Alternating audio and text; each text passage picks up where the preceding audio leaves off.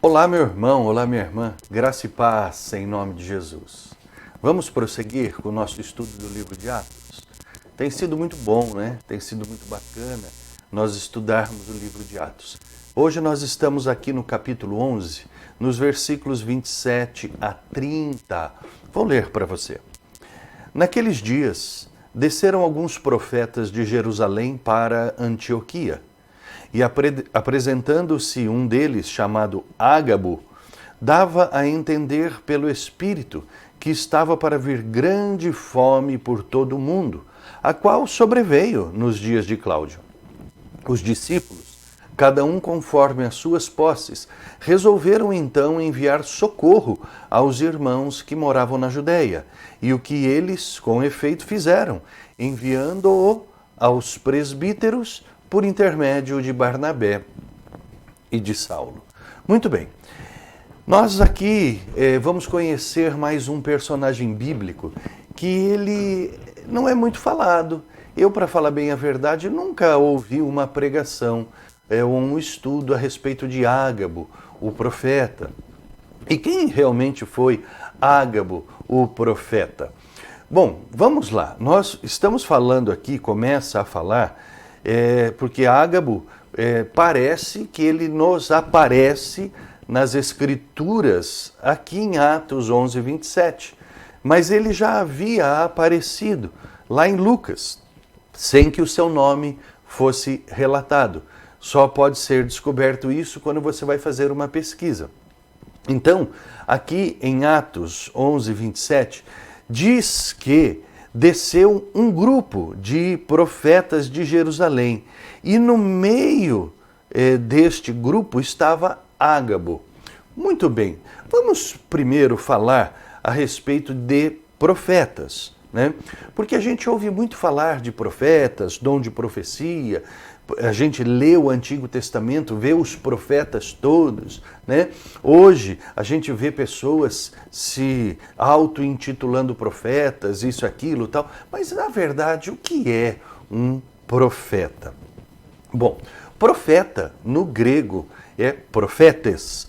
Nossa língua portuguesa, ela veio do latim e do grego, por isso que tem muitas palavras que são parecidas, porque temos a raiz grega do português. Profetes é uma junção de uma preposição com um verbo, né? Profetes, antes, femi, declarar, né? Declarar, falar. Então, profeta é aquele que declara algo, um fato, antes que ele aconteça. Então, veja bem, profemi, profetes, aquele que declara o fato antes de acontecer. Ah, isso que é ser profeta? Declarar um fato antes que ele aconteça? Ah, então, qualquer coisa, qualquer assunto que se declarar antes, então você é profeta? Não, não é bem assim. Porque olha só o conceito da palavra. Eu vou ler aqui exatamente o conceito da palavra que o dicionário grego define. Então, profeta é alguém que, movido pelo Espírito de Deus, então aqui já começa a primeira coisa interessante para a gente destacar. É alguém que foi movido pelo Espírito de Deus. Se uma pessoa ela fala algo antes de acontecer, mas não movido pelo Espírito Santo, não pode ser considerado profeta. Ok? Tem que ser alguém movido pelo Espírito de Deus. E por isso, então, um instrumento ou porta-voz de Deus que solenemente declara aos homens aquilo que recebeu por inspiração. Especialmente, preste atenção, aquilo que concerne a eventos futuros, óbvio, porque vai ter que falar antes, né? Eventos futuros, mas, em particular, tudo aquilo que se relaciona com a causa e o reino de Deus e a salvação humana. Então o profeta é aquele que, inspirado por Deus, ele declara por inspiração divina, fatos que ainda ocorrerão, mas fatos que ocorrerão em particular no campo da causa e do reino de Deus e da salvação humana. Então é diferente, por exemplo, de uma cartomante, de uma prognosticadora, ou de alguém que vai falar de um evento que supostamente acontecerá na vida da pessoa, que não foi movido pelo Espírito Santo, e não foi inspirado pelo Espírito Santo, e que não faz parte do reino de Deus ou da salvação humana. Entendeu? Então o profeta não é aquele que vai falar qualquer coisa do futuro, qualquer evento futuro. Esse que vai falar do evento futuro é um prognosticador, certo? Né? Como esses que aparecem na televisão. Agora, profeta é aquele cheio do Espírito Santo que vai falar de acontecimentos relacionados ao reino de Deus, à causa de Deus e à salvação humana. Muito bem, nós vemos aqui Ágabo falando, profetizando de uma grande fome que iria acontecer. E aí você pode perguntar assim, mas o que a fome tem a ver com o reino de Deus ou a salvação humana? Tudo, tudo.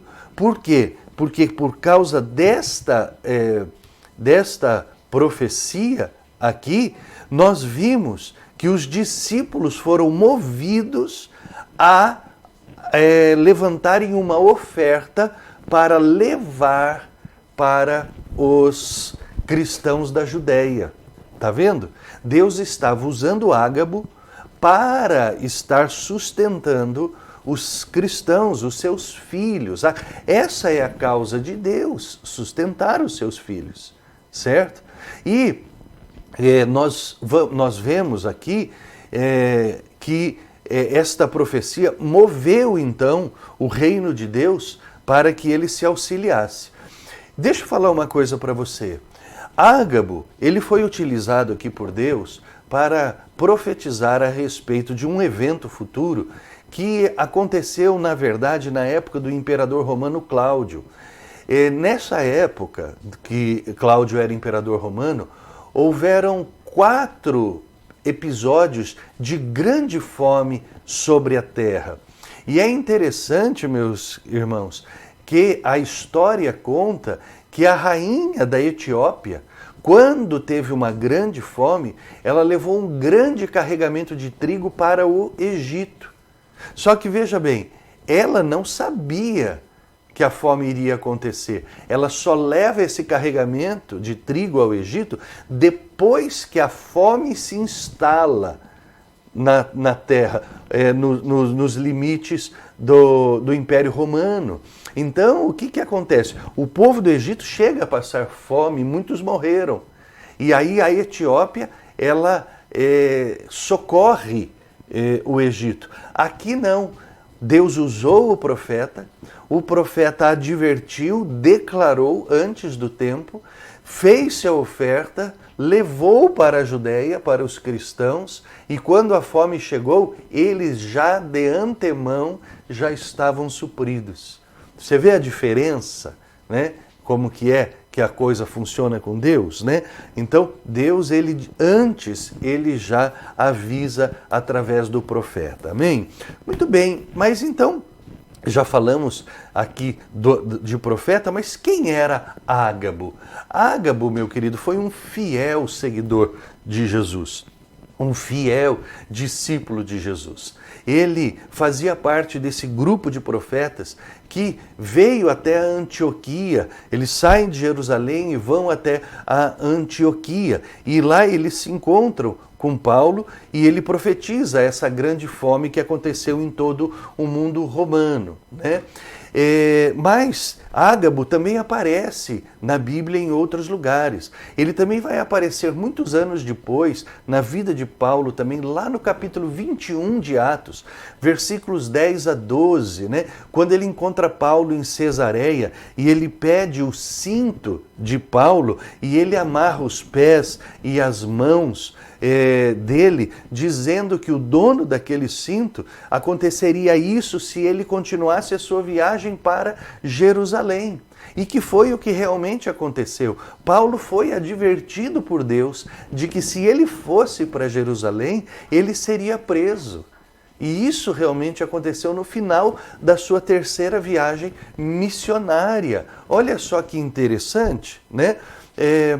Eu às vezes me ponho a pensar que se Paulo, ele tivesse com essa advertência não ter ido para Jerusalém, que é o que Deus talvez estava direcionando na vida de Paulo, ele não teria sido preso, talvez. Não sei que coisa, né? Mas o mais interessante é ver que Paulo, mesmo assim, ele vai, advertido por Deus, ele é preso, mas Deus continua a sua obra através de Paulo. Ou seja, eu acredito que Deus disse para ele: Paulo, se você for para lá ou for para cá, eu estou contigo, meu velho, e nós vamos trabalhar juntos, né?